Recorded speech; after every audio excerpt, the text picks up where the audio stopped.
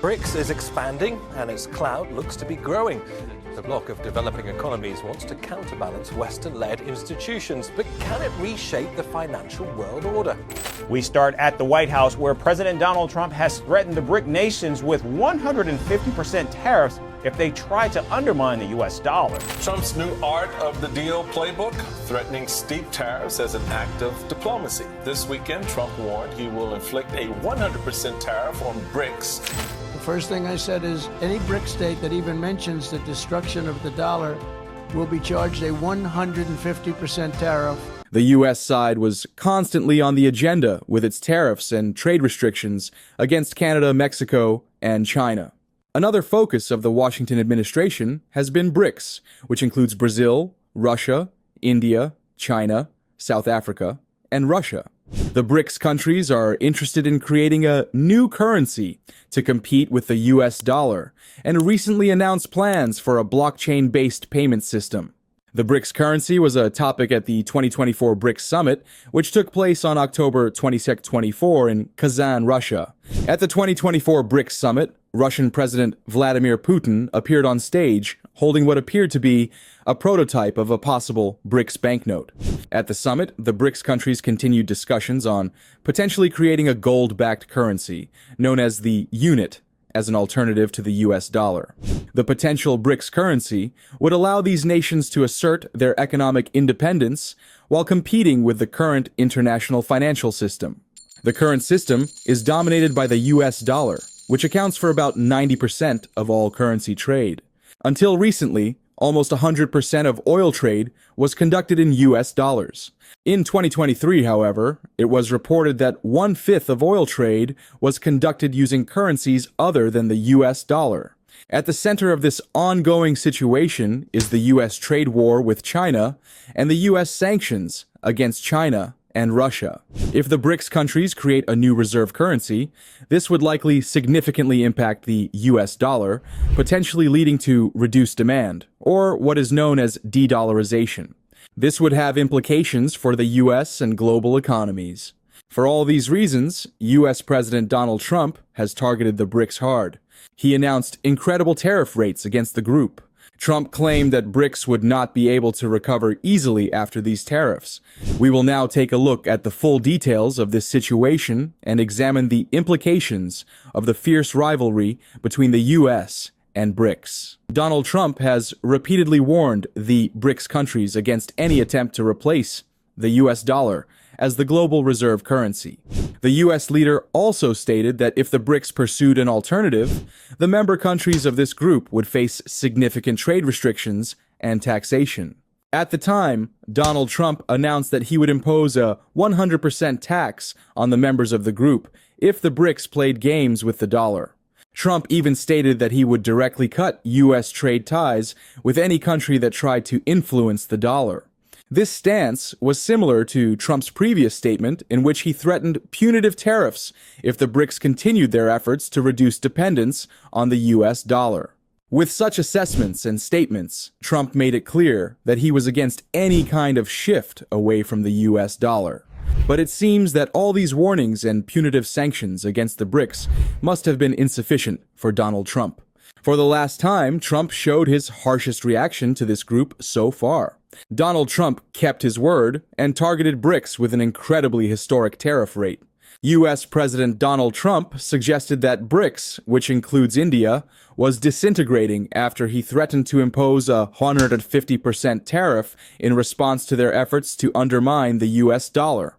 Donald Trump stated that he did not know what happened to the BRICS members after this tax announcement, and that this group probably disbanded. Reiterating his stance, Trump claimed that he had not heard anything about BRICS since he issued the tariff warning. In other words, the U.S. leader was stating that BRICS had virtually disappeared from the world agenda after this stunning tariff decision. Currently, according to economic experts, the BRICS members will not be able to compete with the dollar, even if they issue a common currency. A study conducted last year by the Atlantic Council's Center for Geoeconomics showed that the U.S. dollar remains the world's primary reserve currency, and that neither the euro nor the BRICS have been able to reduce global dependence on the dollar. Trump is keen to preserve this picture. The U.S. president's targeting of the BRICS is motivated by the common currency issue, but also by the fact that Russia and China are becoming risky parties. The BRICS bloc remains the only major international organization in which the U.S. does not participate. Russia, in particular, is thought to be taking advantage of BRICS to pursue its policies on the Ukraine war and EU threats. Likewise, BRICS is believed to be behind China's growing threat in the Indo-Pacific and Europe. The process of the formation of this group is as remarkable as the aims of Russia and China in this regard.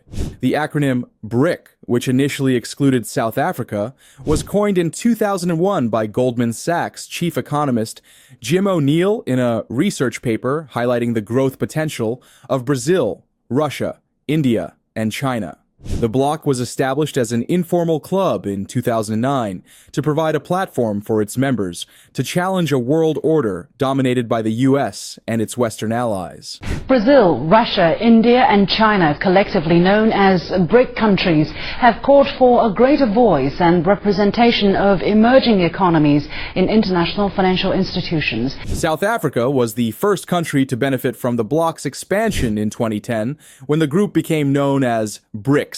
In 2023, the group added Egypt, Ethiopia, Iran, and the United Arab Emirates, and Indonesia became a member. With all these countries joining the group, the total economic network of BRICS has a very strong spiral structure. After BRICS has gathered so many actors over time, the U.S. has stepped up its game and launched activities targeting the group.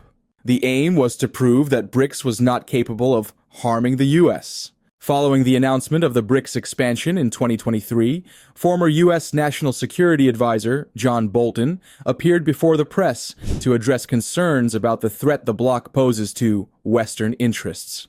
Bolton described BRICS as a diverse but incompatible collection of countries and suggested that BRICS is a heterogeneous entity, a very mixed bag whose members do not naturally come together and whose expansion poses no serious threat. However, Reinhard Bütikofer, an EU diplomat from Germany, expressed a different perspective, arguing that the recent expansion of BRICS threatens Western dominance. According to Bütikofer, BRICS is becoming increasingly confrontational towards the West, and many developing countries may turn to the bloc if Europe cannot prove its credibility and reputation as a fair partner. These different perspectives on the implications of BRICS' expansion presented an intriguing topic to explore, as they highlighted the complex dynamics of members' strategic interests and their influence within the bloc. China was most distracted by U.S. leader Donald Trump's imposition of a 150% tariff to explore this internal structure of the BRICS and to further separate the grouping from each other. As the largest economy in BRICS, China helps shape the bloc's agenda and priorities. In this context, it becomes even more important to explore China's strategic interests within BRICS. China's evolving role, especially in terms of its economic and geopolitical goals and challenges, pointed to the need to consider BRICS in the broader context of its efforts to tackle global challenges. This was probably Donald Trump's thinking as well. After coming to power, Trump primarily wanted to beat China in the global economic competition. For this reason, the U.S. leader tried to force BRICS, which includes China, with tariffs. The impact and reaction of Trump's stance on China should not be ignored. Amid changing global economic and political dynamics, understanding China's strategic interests and influence within BRICS is critical to grasping its ambitions. As the bloc's largest economy, China has made efforts to deepen cooperation with other emerging economies and strengthen BRICS' collective interests on the global stage. Beyond advocating for expanded membership, China has utilized BRICS as a platform to counter Western dominance. Recognizing the value of improving global governance through greater participation, other countries such as Brazil, Russia, and South Africa, but not India, which initially disagreed on the BRICS expansion agenda, have shown interest in expanding cooperation with other emerging economies. China's active support for the recent BRICS expansion demonstrates its strategic interests and influence in the bloc. This expansion gives China a crucial advantage in leveraging the bloc's strengths and navigating the complexities of a multipolar world. China's BRICS plans are to use the alliance to increase its global influence through initiatives such as the Belt and Road Initiative. But other members have different priorities. Russia, for example, is currently grappling with Western sanctions and sees BRICS as a way to offset them by diversifying its economic partnerships. Its economic leverage is limited compared to China's. Brazil and South Africa focus more on regional development and often try to use BRICS to gain more significant global influence. However, their global interests appear to be more regionally focused and less ambitious than China's. China's growing interest and influence within BRICS is a double-edged sword. On the one hand, China's growing dominance could increase tensions with other members, especially India, which is wary of the Beijing regime's expanding influence. India's concerns are valid, given that the two countries have a complex history and competing interests in the region. For instance, power struggles between China and India, economic downturn, and political instability among the bloc members could significantly hamper their ability to navigate complex geopolitical landscapes. Long-standing border conflicts and territorial disputes, such as the Doklam impasse and recent clashes in the Galwan Valley, have strained bilateral relations between China and India. These developments have led to a prevailing atmosphere of suspicion between these two key bloc members. China and India harbor historical resentments and antagonistic territorial disputes, hampering efforts to promote trust and improve bilateral relations. Both countries see their border regions as strategically important and seek to assert their influence, leading to competition for control and influence. The ongoing geopolitical tensions between China and India could escalate further, mainly due to significant political disputes between new players such as Saudi Arabia, the UAE, and Iran. While China has strong ties with Iran, India maintains close relations with Saudi Arabia and the UAE. Any shift in these alliances could increase friction. For example, India has been cautious about the Belt and Road Initiative, seeing it as an economic initiative and a way to increase China's geopolitical influence. India is particularly sensitive to projects involving neighboring countries such as Pakistan, which plays an important role in this initiative. This could intensify existing tensions between India and China, as India may see the growing economic influence of the Belt and Road Initiative as a way for China to overshadow its position on the global stage. Aside from China's moves within the group, there are of course mergers within BRICS that could worry the US. Cuba is a case in point. Cuba's BRICS membership was supported by Russian President Vladimir Putin and finalized during the visit of Cuban President Miguel Diaz-Canel to Russia in May 2024. According to experts, this development offered Cuba the opportunity to break the economic and financial isolation that has affected the island for decades, breaking the 60-year economic blockade imposed by the United States. The U.S. blockade of Cuba had been in place since the early 1960s and was aimed at weakening Cuba's sovereignty and restricting its economic development. The effects of these restrictions have been devastating. The United Nations estimates the cost of these restrictions to Cuba at over $1.1 trillion US dollars. With the BRICS resolution, Cuba aims to salvage the economic wreckage. But can Cuba succeed? Cuba's membership of BRICS marks a significant change not only for the island, but also for the wider Caribbean and Latin American region. Cuba now has access to the new development bank. This could further help Cuba overcome American pressure by enabling it to receive low-cost loans and development assistance. This is a real game changer that offers Cuba the opportunity to diversify its economic partnership. The importance of Cuba's BRICS membership extends far beyond its national borders. The BRICS has grown into a powerful global force that now accounts for more than 36.7% of the world's GDP, surpassing the G7 countries in economic output. As the US and Western countries face economic stagnation and political instability, the BRICS provide a viable alternative for countries seeking freedom from Western domination. As BRICS grows, the region may increasingly realize the advantages of diversifying its economic partnerships. The U.S. has long been the dominant power in the Caribbean, but with changing global dynamics, the region is now in a better position to explore more diverse alliances. Cuba's inclusion signals a loss of power for the U.S. in the Caribbean. The Russian side will probably be pleased. We have recently witnessed the presence of the Russian Navy in the Caribbean. Now, with BRICS membership, Cuba's relations with Russia may expand even further. This could give Russia the opportunity to make more daring moves. These moves may not be limited to the economy. Kremlin leader Vladimir Putin knows that this is a very important opportunity for him. The first action that Cuba is likely to take in this critical environment is to fix its own economy. BRICS members will now be able to trade with Cuba outside the dominance of the US dollar. This will give Cuba more freedom to grow its economy and forge new international partnerships. In particular, the country's tourism sector is expected to revitalize.